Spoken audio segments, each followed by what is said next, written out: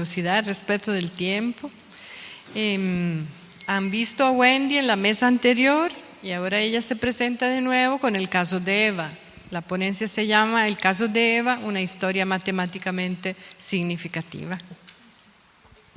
Bueno, decir que el caso de Eva es uno de los tantos casos que he atendido de manera personalizada y particular, y bueno, también en instituciones en las cuales he trabajado en tiempos apartes. Tuve la dicha de, durante mi formación como estudiante, trabajar en el CASET, en el Centro de Asesoría y Servicio a Estudiantes con Discapacidad, y creo que aparte de formarme más integralmente en el trabajo con personas con discapacidad visual, con personas sordas, con personas ciegas, con personas con Asperger, me llevó a pensar en el tema de la inclusividad y en el tema de qué tanto los procesos educativos son más excluyentes que incluyentes. La presentación es bastante corta, pero sí, en media presentación voy a poner un audio del relato, una parte de la ponencia. ¿Okay? Entonces, es la ponencia 2, Wendy Zamora.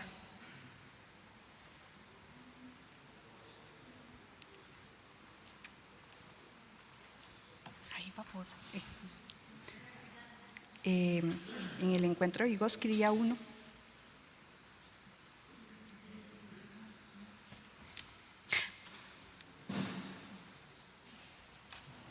Es la de abajo. Ok.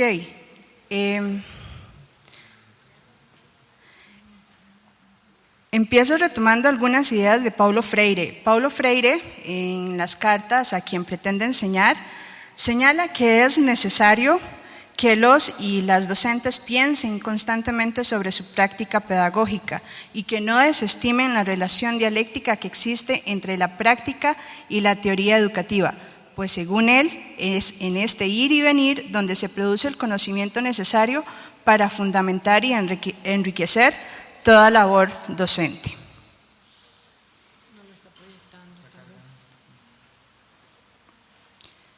Ok.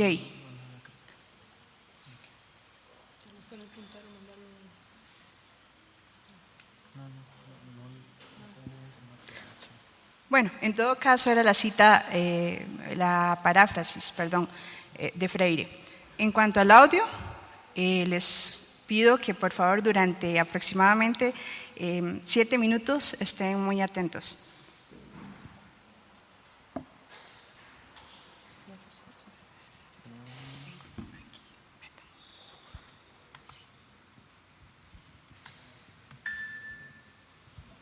Llegó a su vida de adulta joven sin concluir la secundaria y con muchas limitaciones socioeconómicas.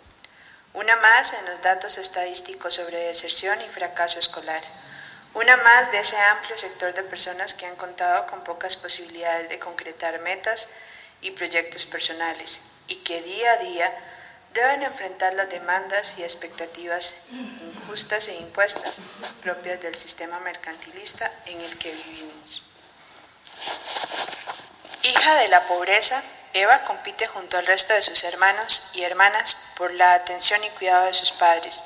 Competencia perdida, pues las circunstancias y carencias se prestaron más para el establecimiento de ambientes hostiles que para el cultivo de relaciones de amor y significatividad. En medio de todo, creció a la sombra de la ideología de la infravaloración propia, pues además de fea se creía tonta. Aprendió a escapar de la realidad con el abuso del sexo, las drogas, el alcohol y las conductas violentas. El libro de su vida llegó casi al final, antes de tiempo, con muchas páginas pendientes de escribir. De no haber sido porque un día una experiencia de carácter espiritual le muestra que, incluso para ella hay esperanza, yo no habría podido escribir esta parte de su historia. Le conocí por medio de otra amiga. Atribuyo al adivino la fortaleza y profundidad de la amistad establecida y hoy día consolidada, pues de otra forma no lo veo factible, ya que Eva y yo tenemos personalidades diametralmente diferentes. Luego de estar infructuosamente en varios institutos, con recelo me pidió ser parte en la reorganización de su vida. Me dio el cargo de ser su profe de mate, cargo que debo confesar me asustaba, pues sabía que me vería obligada a demandarle cuestiones que dudaba me quisiera dar.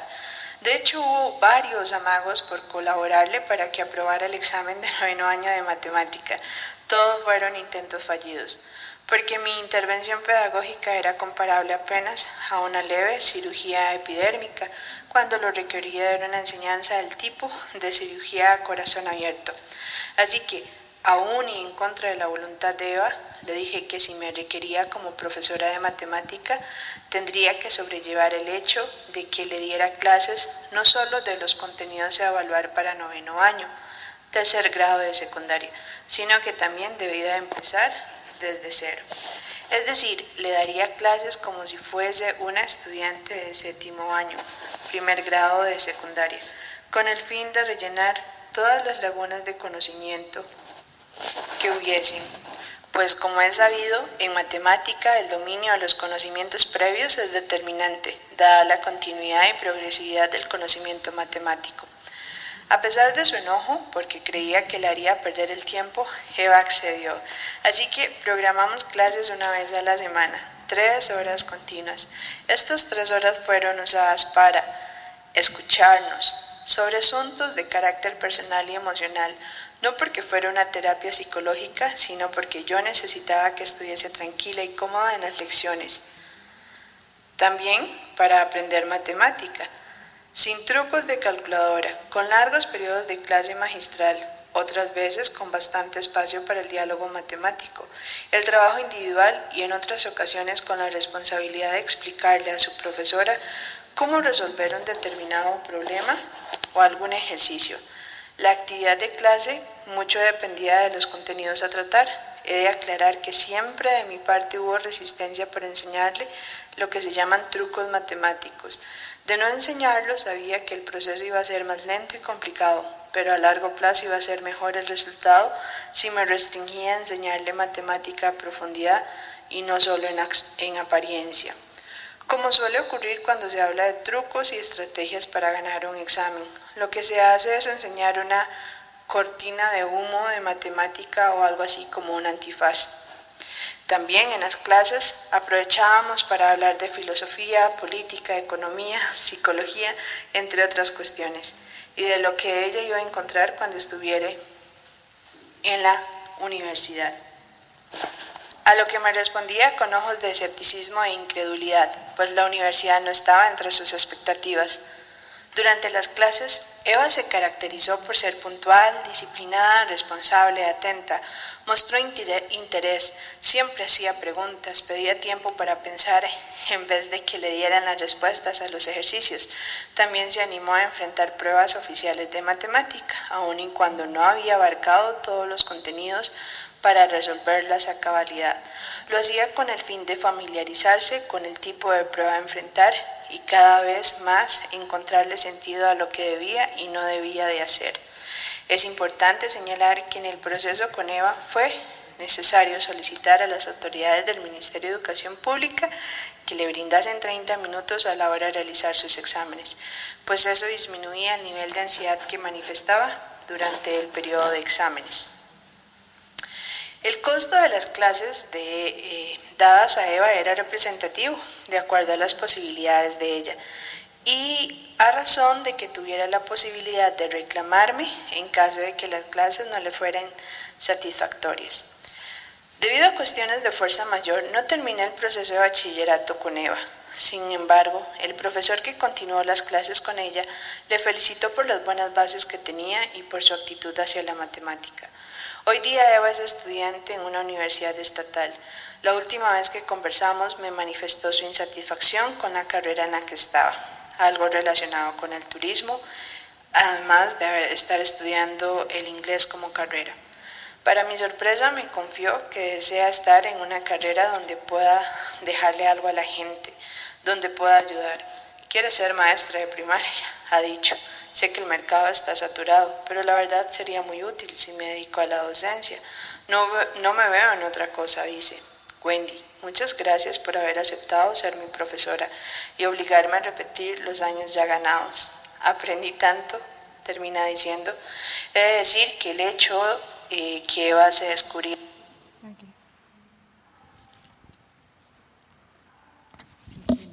Si preguntan quién aprendió más, por supuesto que no fue ella, ¿verdad? Pienso que la más afectada fui yo. Finalmente, una experiencia de este tipo aunada a otras experiencias con chicos diagnosticados con déficit atencional, y bueno, puedo ahí hacer larga la lista, me lleva a pensar, me lleva a reflexionar en que muchas veces la formulación de políticas educativas no son incluyentes, sino más bien excluyentes, que muchas veces se trivializan pequeños detalles. El tema de la afectividad tiene un papel determinante en todo proceso educativo, particularmente en educación matemática, por toda la construcción social que hay alrededor de la matemática. También pienso que es necesario, como dije en anterior ponencia, cambiar supuestos ontológicos de algunos sectores docentes de matemática, no de todos los docentes, de algunos sectores docentes. También sobre la necesidad de respetar los procesos en matemática. A veces metemos a un montón de personas en un aula, en institutos privados, cobramos por unas cuantas semanas, unos cuantos meses, a lo que yo llamo fraude, porque se están violentando procesos, se está tratando de enseñar algo para lo que de repente el terreno no está preparado. También reflexionar sobre permitir que los docentes inviertan su tiempo siendo docentes, que puedan ejercer su docencia en todo sentido en las aulas, más que dedicarse a cuestiones administrativas o a todo lo que comúnmente uno tiene que enfrentar y le impide ser docente. Y finalmente, puedo también reflexionar acerca de enseñar a pensar y no trucos matemáticos. Una de las cosas más impresionantes con Eva, que no se llama Eva, es que en algún momento ella pasaba a la pizarra y me explicaba a mí. Ya no era yo quien explicaba a ella, sino que ella me explicaba a mí,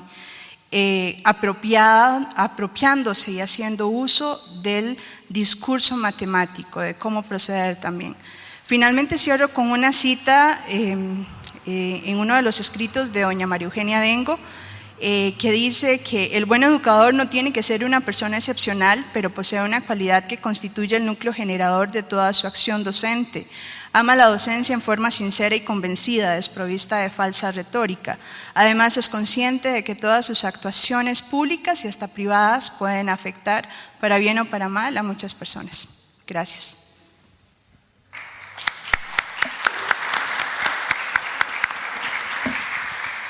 Muchas gracias, Wendy. Qué historia, más que un caso, para mí es una historia